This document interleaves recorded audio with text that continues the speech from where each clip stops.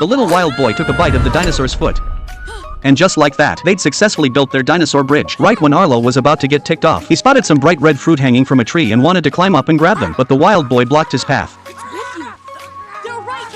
Arlo wouldn't listen to reason. He shoved the wild boy aside and took a bite of the fruit. Out of nowhere, a venomous snake dropped right onto his head. Arlo freaked out and jumped, quickly shaking off the snake, but then he lost his footing and tumbled right off the cliff, landing smack dab in front of the snake. The venomous snake reared up, ready to strike Arlo. That's when the wild boy came charging over and bravely stepped in front of Arlo. With lightning-quick reflexes, he easily dodged the snake's attacks, then used his swift and nimble moves to stay out of the snake's sight and found the perfect moment to bite it. The venomous snake fought back hard, using deadly constriction attacks, but the wild boy managed to counter every single one of its moves. Seeing that this opponent was way too tough to handle, the snake finally beat a hasty retreat. Arlo never would have guessed the wild boy could be so brave. It completely changed how he saw him. On their way home, they ran into a little gopher. The wild boy spotted it and immediately gave chase. The gopher dove into its burrow, so the wild boy quickly blew hard into the hole. The next second, the little gopher got blown right out. Arlo thought this was pretty cool, so he tried to copy what the wild boy did, but his lung capacity was way too big. He blew out every single gopher in the area.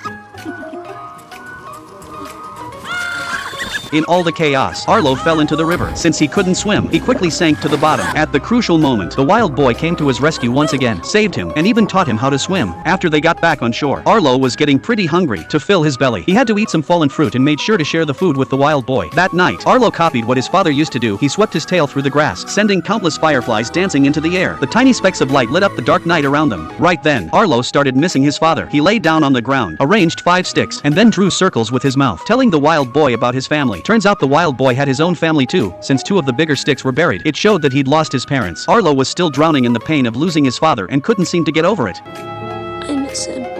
These 2 little creatures, who'd both been through the same heartbreak, became each other's support system. When they woke up the next day, the weather took a dramatic turn for the worse. Thunder and lightning were going crazy. The forest got torn apart by the raging.